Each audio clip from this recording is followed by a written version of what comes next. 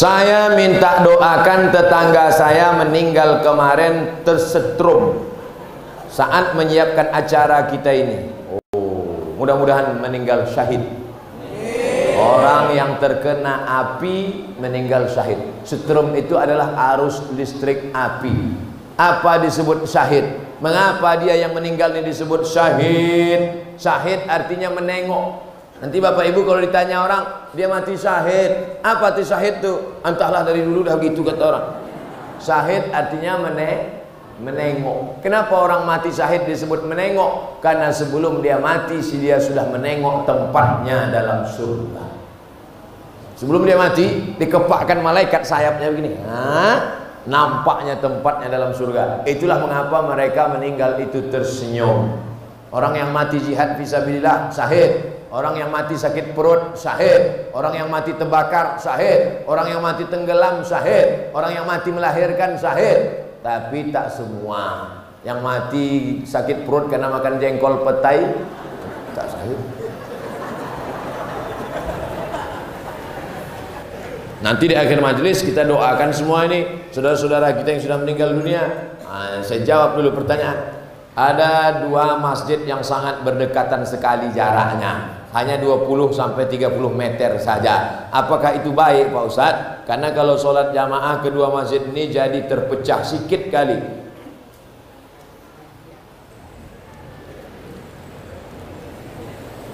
Ini Masjid Husain. Karena di dalam masjid itu ada kepala Husain, cucu Nabi Sayyidina Husain. Nabi punya anak Fatimah, Fatimah punya anak Husain. Kepala Husain ada di belakang. Ini jalan raya, ini Masjid Al-Azhar. Nanti kalau Bapak ke Mesir, Kairo, mana tempat Ustadz Somad kuliah dulu? Ini Masjid Al-Azhar. Ini jalan raya, ini Masjid Husain. Jarak antara Masjid Al-Azhar dengan Masjid Husain dekat. Azannya bersaut-sautan. Itu dalil bagi orang yang melarang tak boleh bangun masjid berdekat-dekatan. Boleh, tapi sama-sama penuh. Ini dua masjid dekat sama-sama kosong. Jangan membangun masjid, makanya harus ada izin dari Forum Komunikasi Umat Beragama. Harus ada syarat-syarat pendirian masjid. Jangan mentang-mentang punya duit dirikan, akhirnya menimbulkan mudarat, kelahi. Hanya beda-beda sikit masjid. Alah, tak dikasihnya aku di sop pertama, nanti aku buat masjid. Buat masjid apa namanya? Masjid sop pertama. Sombong. Kaji kita tadi kan awalnya menghilangkan sombong. Bangun masjid itu untuk merendahkan diri, bukan untuk menunjukkan kita kaya. Masjid siapa tuh? Masjid aku lah. Kenapa Pak buat? Karena aku kemarin tak boleh situ, aku buat kan.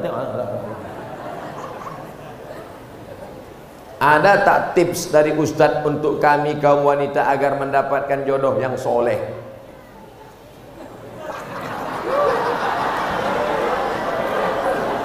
Jodoh itu rezeki apa tak rezeki? Rezeki. Rezeki itu dijamin Allah apa tak dijamin Allah? Kenapa risau? Sedangkan dijamin jasara harja aja kita tak risau.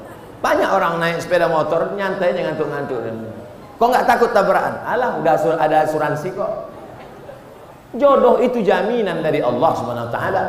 Di atas pokok-pokok kayu itu sudah tertulis nama kita, bahwa kalau dia berbuah, buahnya untuk kita. Di atas pokok duku itu sudah tertulis nama kita, kalau duku itu berbuah, dukunya punya kita. Begitu juga dengan jodoh, sudah ditetapkan Allah SWT. Jangan risau kalau jodoh takkan ke mana. Karena jodoh kita berjumpa atau karena jumpa jadi berjodoh? Nah, memang kalau udah siang-siangnya nggak payah berpikir memang. Karena jodoh kita berjumpa atau karena berjumpa itu jadi berjodoh? Karena ada jodoh lah maka berjumpa. Kalau tak ada jodoh takkan berjumpa. Makanya kata Imam Al-Hasan Al-Basri, alimtu anna rizqi la ya'khuzuhu ghairi. Aku tahu rezekiku takkan mungkin diambil orang. Fatma'anna qalbi. Jodoh adik-adikku takkan mungkin dilarikan kucing. Nah, oleh sebab itu ini keyakinan masalah iman. Tapi ada usaha. Ini jodoh saya. Ini air, ini jodoh saya. Orang Percut panitia sudah menetapkan ini jodoh Abdul Somad, ini jodoh saya. Tapi saya mesti berusaha membuka botolnya, memasukkannya ke gelas. Kalau tidak, tunggu aja lah. Tunggulah sampai mati tak akan dapat. Harus ada usaha. Karena saya tak mampu membukanya, minta tolong ke panitia. Panitia bisa bukakan botol itu. Misal, ini udah terbuka dah untuk saya. Sudah ada. Kira-kira dari jawaban saya penuh dengan kiasan ini mudah dipahami? Apa ditakutkan? Kalian yang lajang-lajang, yang muda-muda, jangan kalian takut. Jodoh kalian itu akan datang yang solihah-solihah, insyaallah. Kalian yang solihah-solihah, yang gadis-gadis, tak jauh-jauh jodoh kalian, masih di sekitar sini juga. Tengoklah, ada yang di bawah pokok kayu, ada yang tersangkut-sangkut di tiang-tiang itu, ada di sini. Cuman harus tetap ada usaha. Jangan rusak jodoh, rezeki yang baik karena usaha yang tak baik. Maka ibu jangan kasih anak pacaran, Bu. Nanti kalau datang anak laki-laki bertamu, "Ma, boleh saya bawa anaknya, Bu?" Jangan. Ustaz Somad kemarin sudah bilang, jangan. Sebentar aja, Bu, kami jalan-jalan. Tidak. Nanti kami belikan ibu mie ayam. Boleh.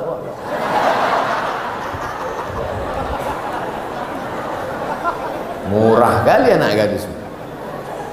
Ustaz, saya mengizinkan suami saya kawin lagi. Nampaknya yang menulis ini laki-laki, tapi dalam hati kita dongkol. Bagaimana tuh Pak Ustaz? Masuk surga apa tidak? Masuk, cuma agak lambat sedikit.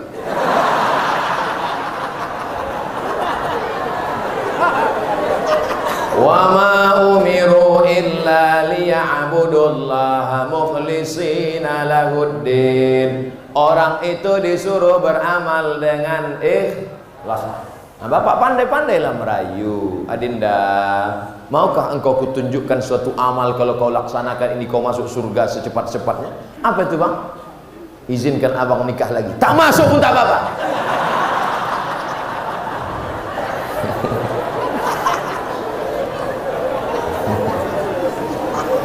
Ibu jangan takut suaminya nikah lagi, karena Negara Kesatuan Republik Indonesia sudah menetapkan peraturan mereka tak mungkin bisa nikah kalau tidak ada tanda tangan dari istri pertama di atas matre 6.000. Oleh sebab itu, ibu hati-hati kalau ada di laci nampak matre 6.000.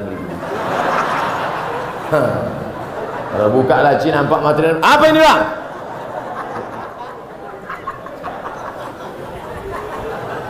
Ibu tak usah takut. Ibu tak usah takut, tak usah sedih, tak usah cemas. Mereka ini tak ada yang berani. Udah aku tengok pucat-pucat semua muka.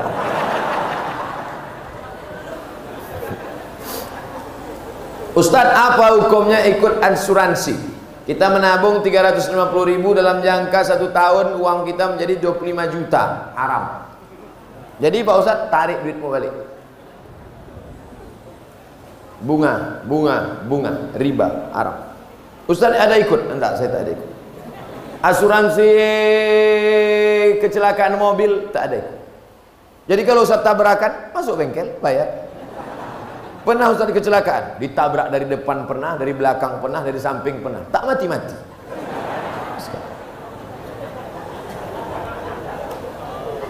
Pergi saya ceramah dari rumah sebelum subuh, kencang 120 lah. Tak nampak saya di depan itu ada box culvert, galian jembatan, karena gelap. Terbang mobil itu, berhentinya pas nabrak tiang listrik, hancur. Masuk bengkel, ditanya sama orang bengkel, "Pak, ya, Bapak pakai safety belt?" "Enggak, lupa saya." "Kok enggak mati?" "Mana aku tahu." "Ini Pak, kalau menurut perhitungan kami orang bengkel, ini Bapak mati nih, hancur remuk ke dalam." Malah yang bayar pakai asuransi mati duluan. Oleh sebab itu maka masalah ini adalah masalah keimanan kita kepada Allah Subhanahu wa taala. Bagaimana hukumnya mengadakan jamu laut, kenduri, nelayan dengan memotong kepala kambing, kepala kerbau untuk menghanyutkannya ke laut? Di Mesir itu harus dihanyutkan anak gadis. Karena kalau tak dihanyutkan anak gadis, air sungai Nil ditahan sama jin. Air kering. Kalau air sungai Nil kering, maka nanti gandum tak tumbuh, ikan tak datang, orang Mesir mati. Datanglah gubernur Mesir namanya Amr bin As. Kata Amr bin As, jangan kalian hanyutkan lagi anak gadis. Jangan kalian hanyutkan anak gadis di sungai Nil. Haram membunuh anak gadis untuk jin. Tak boleh. Kata orang Mesir, kalau tak kita hanyutkan anak gadis, kita mati di Mesir ini, wahai gubernur. Akhirnya Amr bin As membuat secari kertas surat. Wahai Khalifah Umar bin Khattab, tolong kau tulis, tolong kau kasih fatwa, apa hukum menghanyutkan anak gadis ke sungai Nil.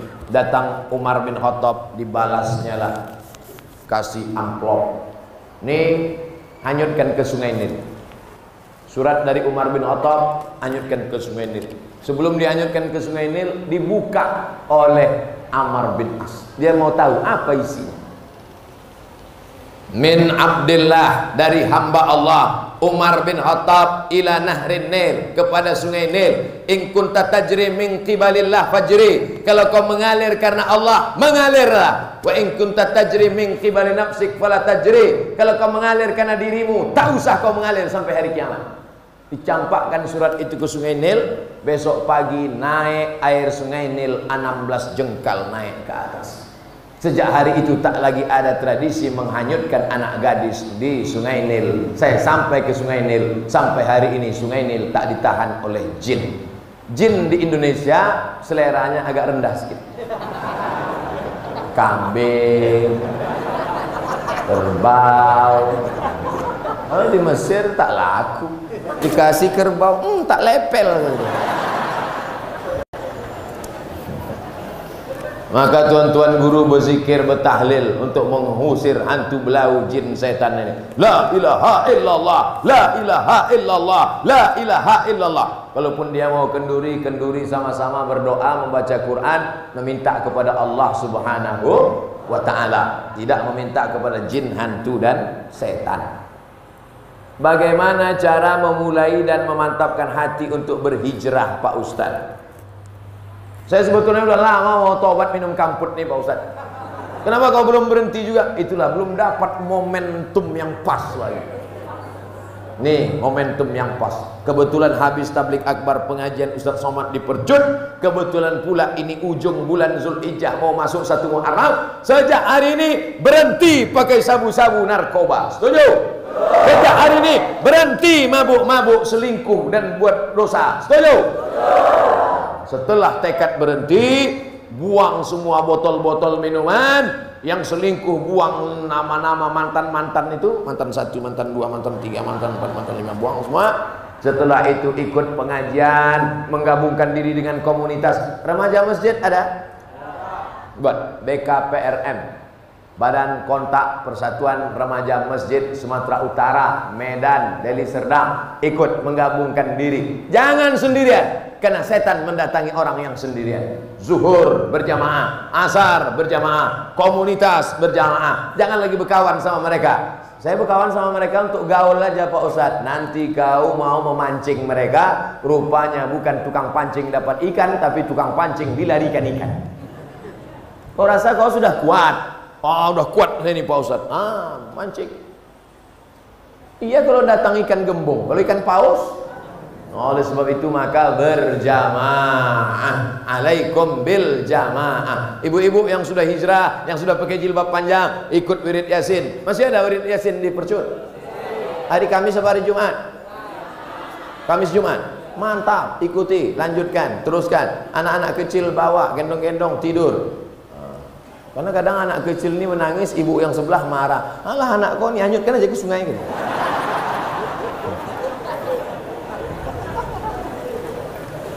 Ustadz, bagaimana jalan keluarnya menurut pandangan Ustadz tentang kurangnya minat pemuda Islam terhadap organisasi remaja masjid? Baru ku bilang tadi.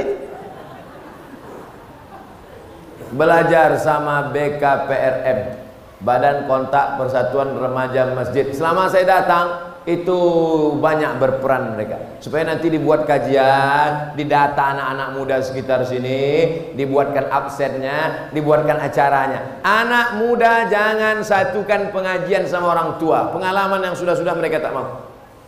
Anak muda, kenapa kalian tak mau datang? Disatukan pula kami sama orang tua. Kami Pak Ustaz takut. Takut kenapa? Asal kami tengok orang tua mau mati aja bawaan kami. Maka anak muda ini dibuat pengajian khusus anak muda. Ustadznya pun janganlah undang ustadz tua macam Ustadz Somad. Undanglah ustadz anak muda macam Ustadz Hanan At-Taqi. Ustadz anak muda itu yang pakai topi macam Bob Marley. Sebelum pengajian mereka pakai motor,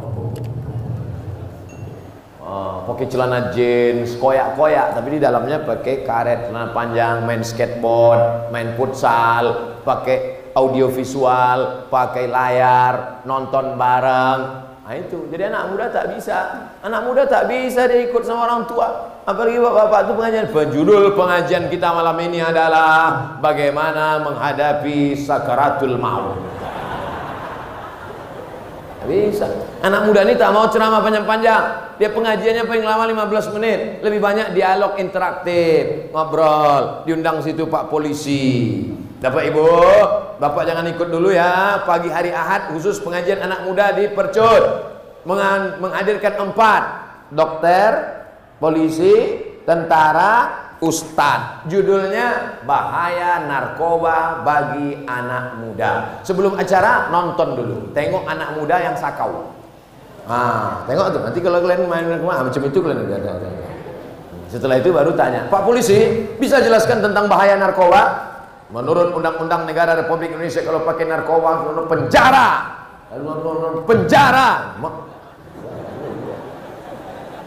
Pak dokter bisa jelaskan tentang narkoba? Siapa yang pakai narkoba nanti gila. Siapa yang pakai narkoba nanti salah suntik mati. Ada yang lebih rendah lagi Pak Ustadz, bodoh. Nah berikut ini mari kita dengarkan penjelasan dari Ustadz. Mudah-mudahan setelah Bapak Polisi menjelaskan masuk penjara, dokter pula menjelaskan mati, mungkin Ustadz dapat menenangkan jiwa kita. Ustadz, apa hukum narkoba nih Pak Ustadz? Neraka jahanam.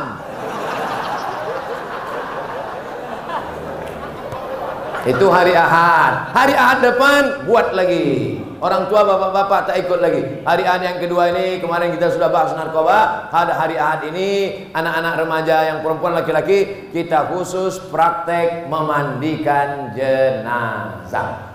Supaya mereka tahu. Bapak-bapak, ibu-ibu tak perlu ikut.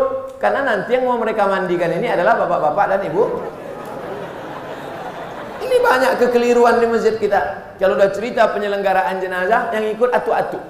Ngapain ikut? Kan mau dimandikan nanti.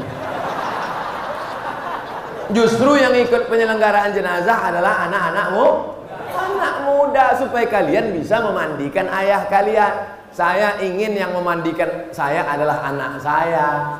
Karena kalau anak saya mandikan saya, tak mungkin diceritakannya aib saya, buah hati belayan jiwa saya, darah daging saya, pasti menjaga kehormatan saya, tak mungkin dimain-mainkannya saya. Bapak-bapak yang sombong, bapak-bapak yang angkuh, anak kalian tak pandai mandikan, awas kalau kalian mati. Ini yang sombong dulu kan katanya. Ya ambilnya sikat gigi, cucuknya ke hidung. Jadilah kalian yang sombong-sombong. Ibu yang kaya-kaya, yang angkuh-angkuh, yang sombong-sombong. Pas mandi nanti, anak ibu tak pandai mandikan. Siapa keluarga yang bisa mandikan? Jadi siapa? Kami serahkan aja. Sementara itu dulu ibu-ibu yang selalu diejek-ejeknya, karena miskin, karena susah. Tutupnya pintu. Anak-anak jangan ikut ya, kunci pintu. Kau dulu sombong kan? Mana masuk? Gitu. Aduh kelentar. Makanya anak-anak kita harus diajar menyelenggarakan jenazah. Kalau sudah sakit bagaimana sakratul mautnya? Habis sakratul maut bagaimana meletakkan tangannya? Karena kalau sudah keras payah. Waktu lembut itu supaya bengkok. Karena kalau sudah keras tangan gimana mau membengkokkannya? Ya kalau matinya begini. Kalau matinya begini, bagaimana membuka kainnya?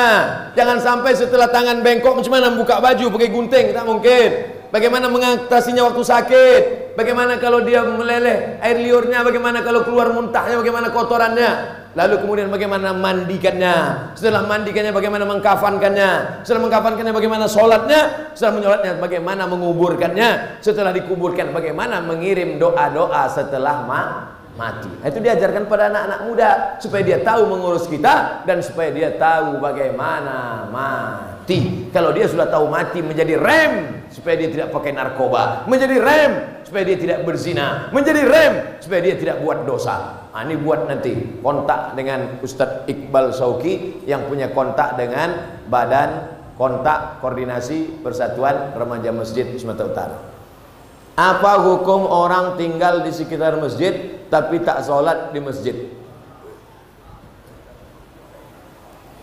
La sholata li jaril masjid illa fil masjid. Orang yang dekat masjid tak sah sholatnya kalau tak di masjid. Hadis ini kata sebagian ulama dhaif, tak bisa dipakai untuk hukum, tapi bisa dipakai untuk fadail a'mal. Nabi kalau selesai sholat dia menengok ke belakang, dia tengok satu-satu, asyahidun fulan, asyahidun fulan, asyahidun fulan. Mana si fulan kenapa tak ke masjid? Mana si fulan kenapa tak ke masjid? Mana si fulan kenapa tak datang ke masjid? La uharriqanna alaihim buyutahum. Siapa yang tak datang ke masjid, ku bakar rumahnya. Siapa yang tak datang sholat berjamaah ke masjid, ku bakar rumahnya. Kalau hidup Nabi sekarang bertambah titik api di Deli Serdang. Saking banyaknya orang tak sholat ke masjid. Tapi alhamdulillah masjid percut penuh melimpah ruah. Mudah-mudahan sampai hari kiamat ramai masjid. Saya salah satu petugas kesehatan. Saya mau tanya apa hukumnya melakukan tindakan kepada yang bukan mahram. Yang sakit perempuan, maka dokternya mesti perempuan. Yang sakit laki-laki, maka dokternya mesti laki-laki. Kalau yang sakit laki-laki, dokter perempuan, terjadi hal-hal yang tak diinginkan. Ustaz kok tahu? Saya pernah mengalami. Saya sakit mah, tiba-tiba keluar ini asam lambung, maka berkeringat peluh. Kalau jalan mesti pegang ke dinding, bergoyang dunianya. Dibawalah ke rumah sakit. Entah jamaah ini mau ngerjai saya, entah dulu waktu belum nikah, dikasihnya dokter anak gadis. Dipegang dokter tulang dan jantung saya. Begitu keluar ditanya sama jamaah, gimana perasaan Pak Ustadz? Begoncang dunia ini kurasa.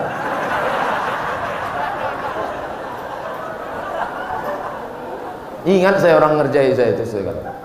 Oleh sebab itu akan datang dokter laki-laki dengan dokter laki-laki, dokter perempuan dengan dokter perempuan. Sekarang tak seimbang antara banyaknya dokter SPOG, spesialis obgyn, spesialis kandungan, dengan perempuan yang mengandung. Karena tak seimbang banyaknya dokter perempuan dengan perempuan yang mengandung, akhirnya mau tak mau dipakailah dokter laki-laki.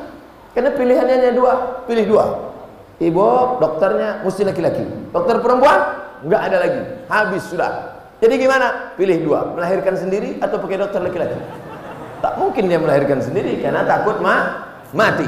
Jadi hukum asalnya dokter perempuan untuk perempuan, dokter laki-laki untuk laki-laki. Tapi kalau darurat tingkat tinggi, pilihannya dua antara mati atau dokter laki-laki, maka tak boleh pilih mati. Bang, aku hamil nih, nanti melahirkan anak masih dokter perempuan bang. Mohon maaf dek, dokter perempuan sudah habis. Jadi paksa dokter laki-laki. Aku tak mau. Pilihannya cuma dua dek. Kau pakai dokter laki-laki atau mati? Aku pilih mati aja. Tak boleh. Darurat. Ad-darurat tubihul mahzurat. Begitu juga kalau ada kecelakaan di kampung. Kebetulan pasiennya perempuan. Satu-satunya dokter puskesmas laki-laki. Tiba-tiba terjadi. Pilihannya dua, tolong karena darahnya sudah habis banyak, atau dibiarkan. Tiba-tiba datang Pak Dokter, gimana nih Pak Dokter? Kita biarkan aja dia mati. Harus tolong, karena di situ ada darurat. Pelajaran dari sini, anak-anak ibu yang perempuan masukkan ke fakultas kedokteran supaya dia bisa beramal menolong pasien perempuan muslimah. Amin. Bagaimana menjadi sebaik-baik wanita yang kelak Allah janjikan masuk ke dalam surga? Posisi saya sebagai istri hanya salah sama suami. Bagaimana cara saya menebus kesalahan saya Pak Ustadz? Ciri perempuan soleha ada 4. Iza amartaha ata'atka, kalau disuruh dia patuh. Ciri perempuan soleha pertama, kalau dia suruh ata'atka, kalau disuruh patuh. Adinda, masakkan abang, sudah siap bang. Kok cepat kali? Ku beli nasi bungkus tadi.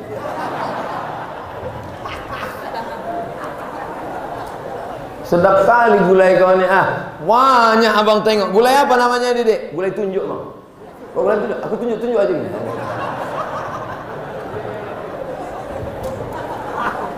Dua, iza nazarta ilaiha sa'aratka, kalau kau tengok dia hatimu senang. Itu ciri perempuan soleh. Asal kau tengok senang hatimu, sejuk matamu nengok dia. Masya Allah Pak Ustaz, saya senang kali nengok dia. Bini kau? Enggak, bini kawan aku.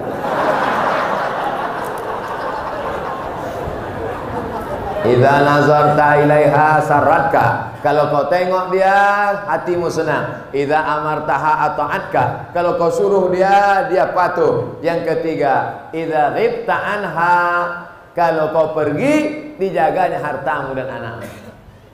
Pergi kau, anakmu dan hartamu dijaganya. Jangan sampai pergi kau 1 hari hilang kulkas, pergi sehari lagi hilang rumah, pergi 3 hari dia hilang. Yang keempat, selalu didoakannya engkau. Doakannya yang baik, Pak. Walaupun laki itu Fir'aun, tetap istri Fir'aun mendoakan yang baik. Siapa nama istri Fir'aun? Asiyah.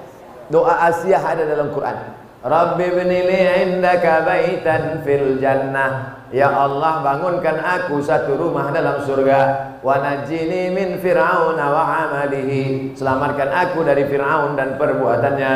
Wa najini minal qaumiz zalimin, selamatkan aku dari orang yang zalim. Ibu-ibu yang lakinya agak-agak macam Fir'aun, baca doa. Kita doa sama-sama. Rabbi binili indaka baitan fil jannah wa najjini min fir'auna wa amalihi wa najjini minal qaumiz zalimin. Insyaallah 2 gendangnya. Kalau tak berhenti dia minum khamar, taubat dia, atau tenggelam dia di Laut Merah macam Fir'aun. Pak Ustadz, saya mau tanya, apa hukumnya perempuan sholat Jumat?